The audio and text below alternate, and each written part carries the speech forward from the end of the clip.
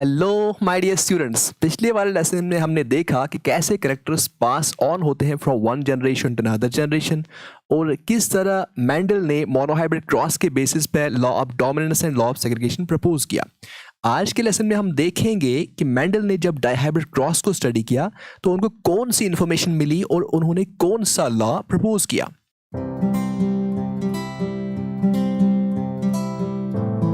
My dear students, अब Mendel ने dihybrid cross पे कंसंट्रेट करना शुरू किया। मोनोहाइब्रिड क्रॉस में मेंडल एक ही कैरेक्टर को स्टडी कर रहे थे, लेकिन डाइहाइब्रिड क्रॉस में मेंडल ने दो कैरेक्टर्स को साइमल्टेनियसली स्टडी करने का फैसला किया। तो यहाँ पे हम एक सिंपल डाइहाइब्रिड क्रॉस की एग्जांपल लेते हैं, जहां पे मेंडल ने प्लांट हाइट और कलर ऑफ सीड को स्टडी किया।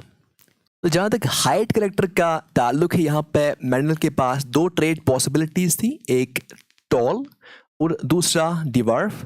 ऐसे यहाँ पे कलर ऑफ सीड कोड जो था, यहाँ पे भी दो पॉसिबिलिटीज थी, एक येलो वाला सीड कलर और दूसरा ग्रीन सीड कलर। इसे मोनोहाइब्रिड क्रॉस में मेंडल ने एक प्योर टॉल और प्योर डिवार्फ प्लांट को लिया था, क्योंकि वहाँ पे वो एक ही कैरेक्टर को स्टडी कर रहे थे। यहाँ पे मेंडल को चाहिए था दो प्योर प्लांट्स जो दो कैरेक्टर्स के लिए प्योर हों। तो यहाँ पे एक प्लांट जो था वो था pure tall and yellow seeded plant, और दूसरा जो था वो था pure dwarf and green seeded plant. Pure tall and yellow seeded plant से मतलब यही है कि अगर हम इस प्लांट की सेल्फिंग करें तो यहाँ से जो प्रोजेनी आएगी उसमें भी जो आपके हाइट होगी प्लांट की वो टॉल होगी और जो सीड कलर होगा वो येलो होगा।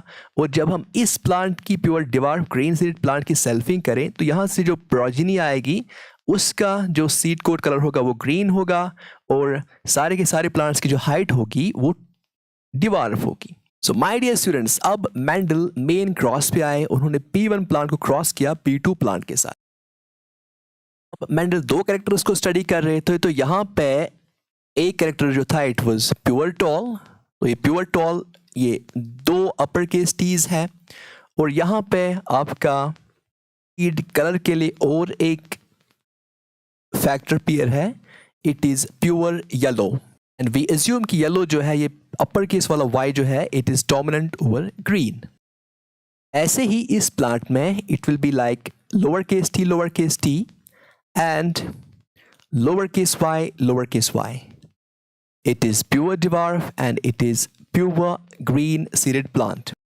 Let's get down to the gamete formation now. जब gamete formation हो जाएगी, so according to law of segregation, यहाँ से फ्लो करेगा एक फैक्टर इनटू वन गैमीट ऐसे, क्योंकि यहाँ पे दोनों जो फैक्टर्स हैं दे आर सिमिलर और दे आर सेम, और यहाँ से फ्लो करेगा एक फैक्टर। तो आपका यहाँ से जो गैमीट बनेगा it will be upper case T upper case Y, और यहाँ से जो गैमीट्स बनेंगे it will be like lower case T and lower case Y, क्योंकि यहाँ से आपका एक फैक्टर फ्लो करेगा इनटू वन गैमीट और यहाँ से एक फैक्टर फ्लो करेगा इनटू वन गैमीट। तो यहाँ से जो आपका गैमीट होगा एक प्लांट से pure tall and yellow seeded plant से आपका जो गैमीट होगा it will be like T and Y, और यहाँ से दूसरे प्लांट से आपके पास जो गैमीट फ्लो करेगा it will be T and Y. तो let's try to make it a bit more simple. यहाँ P1 से जो गैमीट बनेगा it will be upper case T upper case Y, और यहाँ से जो आपका गैमीट बनेगा it will be lower case T lower case Y. तो ये दोनों गैमीट्स जो हैं दे विल फ्यूज और बनाएंगे आपकी F1 जनरेशन। जो आपके F1 जनरेशन के जो प्लांट्स होंगे all of them will be like this, upper case T lower case T upper case Y lower case Y. तो ये वाला प्लांट है, ऐसे चार के चार प्लांट्स ऐसे ही होंगे।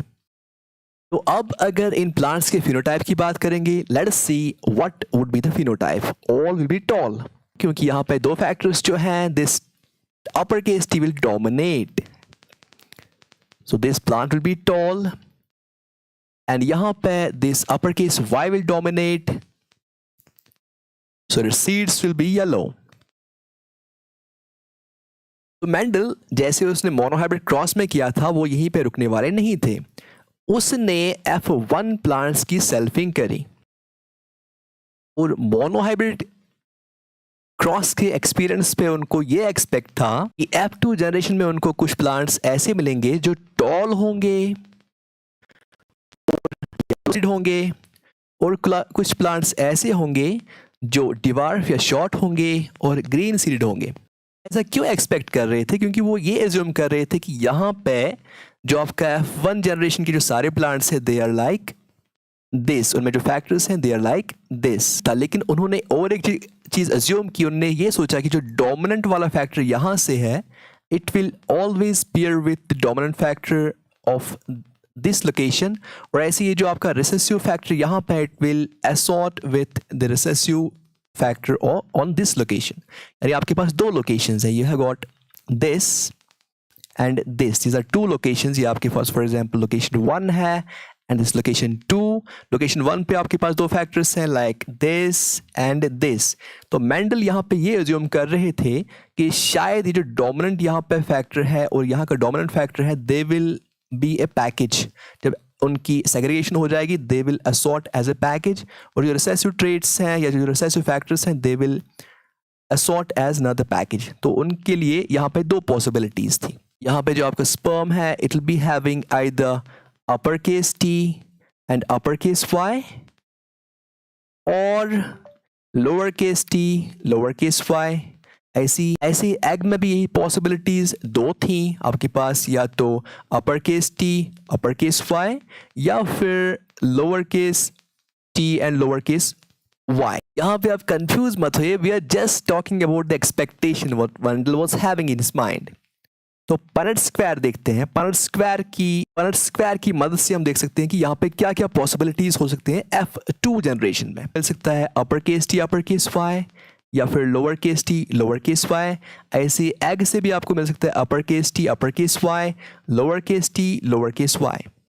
One possibility is this, another is this, another one is this again, and this. So as per law of dominance जो आपने ऑलरेडी देखा है, ये वाला जो प्लांट होगा it will be tall and yellow seeded, this one will also be tall and yellow seeded, tall and yellow seeded। लेकिन ये वाला प्लांट होगा it will be dwarf and green seeded। तो मेंडल की जो एक्सपेक्टेशन थी वो ये थी कि यहाँ पे उनको tall plants मिलेंगे with yellow seeds और green seeded with dwarf phenotype। लेकिन रियलिटी में ऐसा नहीं हुआ। यस, F2 में उनको कुछ ऐसे प्लांट्स मिले जो टॉल थे और येलो सीडेड थे, कुछ ऐसे प्लांट्स मिले जो डिवार्फ थे और ग्रीन सीडेड थे, लेकिन उनको कुछ मिक्सअप भी मिला। उनको कुछ ऐसे प्लांट्स मिले जो डिवार्फ थे लेकिन उनमें येलो सीड्स थे, और कुछ टॉल प्लांट्स थे जिनमें सीड्स जो थे वो ग्रीन थे। मेंडल ने सोचा कि ऐसा तभी पॉसिबल है जब आपके पास 4 टाइप्स ऑफ गमीट्स हों। अब मेंडल ने F2 जनरेशन के प्लांट्स को एनालाइज किया और उनकी काउंटिंग करी, तो उन्होंने देखा कि जो रेशो यहाँ पे था डिफरेंट टाइप्स ऑफ फिनोटाइप्स का, इट वाज लाइक 9:3:3:1 दिमाग। और उन्होंने सोचा कि ऐसा तभी पॉसिबल है जब आपके पास 4 टाइप्स ऑफ गमीट्स हों। पे हम फुल्ली विजुलाइज करने के लिए ऐसा बनाते हैं। फिर वही लोकेशंस, आपके पास एक लोकेशन है, ऐसी location, let us suppose this is location A, ये आपकी एक लोकेशन है फैक्टर्स की और ये दूसरी लोकेशन है फैक्टर्स की। तो इस लोकेशन में आपके वो वाले फैक्टर्स हैं जो कोड करते हैं हाइट के लिए, और इस वाले लोकेशन पे आपके वो फैक्टर्स हैं जो कोड करते हैं सीड कलर के लिए। यहाँ पे अगर हम ये एज्यूम करें कि T और Y जो ये वाले फैक्टर्स हैं, ये दो फैक्टर्स अपर case T upper case Y जो कि डोमिनेंट फैक्टर्स हैं, अगर ये हमेशा साथ ही आ जाएंगे मीट्स में, बिकॉज सेग्रीगेशन में क्या होगा कि इन दो फैक्टर्स में से एक फैक्टर चला जाएगा गमीट में, और यहाँ पे इन फैक्टर्स में से एक फैक्टर चला जाएगा जो गमीट्स होंगे। अगर हम ये एज्यूम करें कि जो डोमिनेंट जो फैक्टर्स हैं upper case T upper case Y ये हमेशा साथ आएँ, और जो रिसेसिव वाले फैक्टर्स हैं ये हमेशा साथ जाएं एक गमीट में, तब हमारे पास दो ही पॉसिबिलिटीज है। You can have upper case T upper case Y and lower case T lower case Y। जो यहाँ पे मेंडल ने पहले एक्सपेक्ट किया था, तो वहाँ पे उनको दो ही फिनोटाइप्स मिले थे। लेकिन मेंडल कह रहे हैं कि मुझे 4 फिनोटाइप्स मिले यहाँ पे और इस रेशो में मिले, तो इसके लिए मेरे पास 4 टाइप्स ऑफ गेमीट्स होने चाहिए जो मैंने यहाँ पे दिखाए हैं। तो ऐसा पॉसिबल कब है? ये तभी मुमकिन है जब एक लोकेशन के जो फैक्टर्स है उनका जो डोमिनेंट फैक्टर है, ये वाला डोमिनेंट फैक्टर, ये असॉर्ट कर पाए इसके साथ भी कभी, और कभी इसको इंडिपेंडेंस मिल जाएगी कि ये इस वाले फैक्टर के साथ भी असॉर्ट करे। या फिर जो आपकी लोकेशन बी है, लोकेशन बी आपकी ये है, इसका जो डोमिनेंट फैक्टर है वाई वाला, अपर केस वाई वाला, it can assort with either the dominant factor of location A or the recessive factor of location A। यानी फिर वही बात जो आपका एक गैमीट है, स्पर्म की बात हम करेंगे, एक गैमीट में ये पॉसिबिलिटी होगी कि लोकेशन ए से ये वाला फैक्टर आए और लोकेशन बी से ये वाला फैक्टर आए। पॉसिबिलिटी भी है कि एक वाले लोकेशन से आपका अपर केस टी वाला फैक्टर आए और लोकेशन बी में अब ये वाला नहीं बल्कि ये वाला फैक्टर आए। ऐसे ही तीसरी पॉसिबिलिटी भी बन सकती है कि लोकेशन ए से आपका ये वाला फैक्टर आए और लोकेशन बी से ये वाला फैक्टर आए। चौथी पॉसिबिलिटी भी है, लोकेशन ए से ये वाला फैक्टर आए और लोकेशन बी से ये वाला नहीं, अब ये वाला फैक्टर आए। तो ये पॉसिबिलिटीज 4 हैं स्पर्म के लिए और यही पॉसिबिलिटीज हैं ट्रू फॉर एग।